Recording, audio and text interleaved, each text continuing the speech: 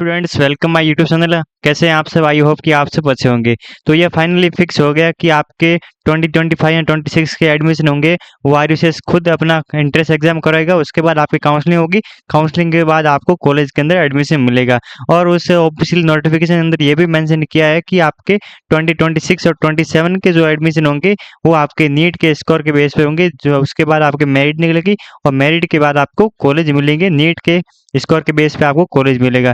तो इस साल आपको लास्ट जो एंट्रेंस एग्जाम होगा उसके बाद आपके नीट के स्कोर पे आपको कॉलेज अलॉट होगा। तो इस साल आपको बहुत मन लगा के मेहनत करनी है लास्ट चांस है आपके पास अच्छा कॉलेज लेने के लिए।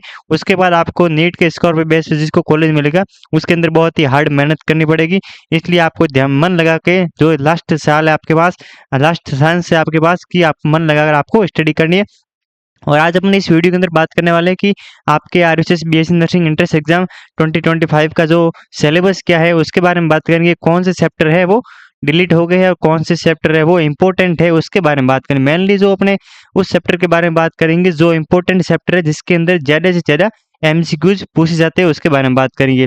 तो सबसे पहले आपको तो पढ़ाई कैसे करनी है वो ध्यान रखना है कि आपको बायोलॉजी है तो हर कोई कवर अप कर सकता है, लेकिन सबसे हार्ड सब्जेक्ट है वो है फिजिक्स और केमिस्ट्री। इन सब को दोनों सब्जेक्ट ऐसी है फिजिक्स और केमिस्ट्री जो हर किसी से कवर नहीं हो पाती। तो आपको मेन ध्यान रखना है फिजिक्स और केमिस्ट्री के कि इसके कौन से जो इंपॉर्टेंट चैप्टर्स है और कहाँ से जो एमसीक्यूज बनते हैं उस पर ध्यान रखना है। आपको कहाँ से जो क्वेश्चंस बनते हैं उस पर ध्यान रखना है। तो मैं आपको सबको ये कोई टेंशन लेने की जरूरत नहीं, लास्ट में किस प्रकार पढ़ना है आपको कौन सा चैप्टर इंपॉर्टेंट है इन सब के बारे में मैं आपको बता दूंगा।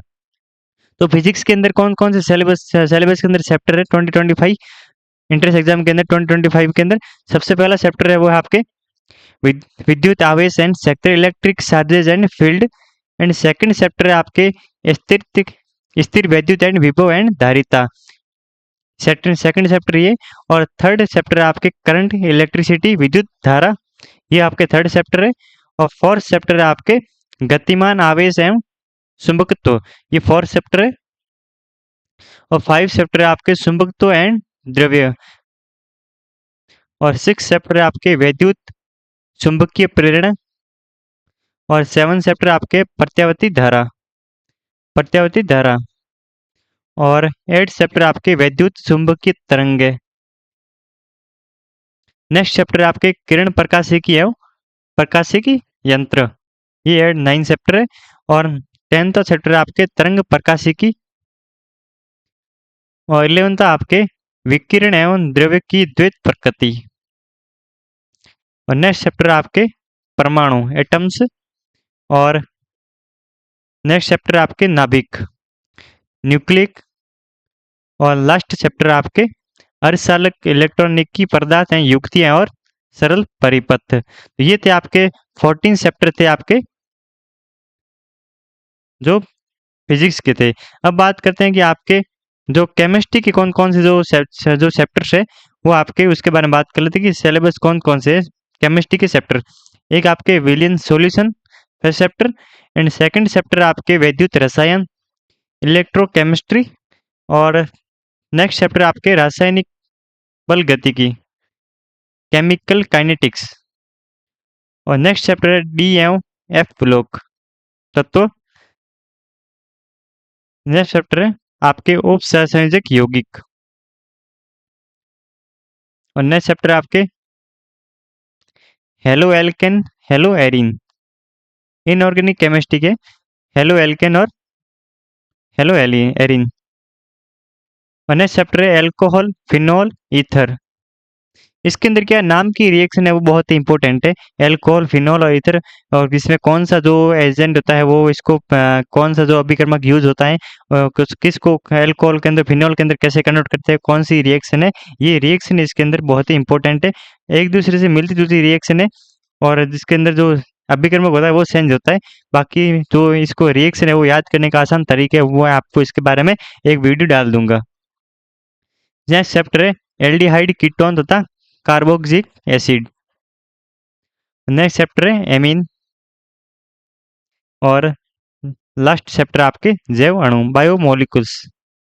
ये थे आपके केमिस्ट्री के 10 चैप्टर। अब बात करते हैं कि बायोलॉजी के अंदर कौन कौन से चैप्टर जो सिलेबस के अंदर है और इसके अंदर इंपॉर्टेंट सिलेबस कौन जो चैप्टर है जिसके अंदर ज़्यादा से ज़्यादा क्वेश्चन आते हैं। तो बायोलॉजी का सबसे पहला चैप्टर है आपके पुष्पी पौधों में लैंगिक जनन, sexual reproduction in flooring plants. और नेक्स्ट चैप्टर आपके मानव जनन, ह्यूमन रिप्रोडक्शन। और नेक्स्ट है आपके जनन स्वास्थ्य, रिप्रोडक्टिव हेल्थ। नेक्स्ट है वंशागति एवं विविधता के सिद्धांत, principles of inheritance and variation. और नेक्स्ट चैप्टर आपके वंशागति के आणविक आधार, molecular basis of inheritance. Next chapter 6 है आपके विकास, इवोल्यूशन। नेक्स्ट है मानव कल्याण के जीव विज्ञान, मानव कल्याण में जीव विज्ञान, biology in human welfare. Next chapter आपके मानव स्वास्थ्य एवं रोग, human health and disease. Next है मानव कल्याण में सूक्ष्म जीव, माइक्रोब्स इन ह्यूमन वेलफेयर। और नेक्स्ट चैप्टर है आपके जैव प्रौद्योगिकी, बायोटेक्नोलॉजी। और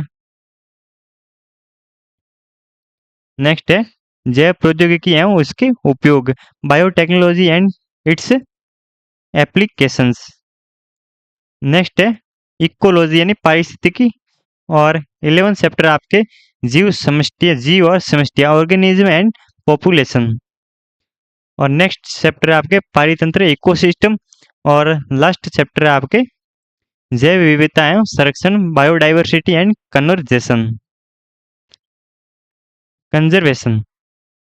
ये थे आपके 14 चैप्टर बायोलॉजी के।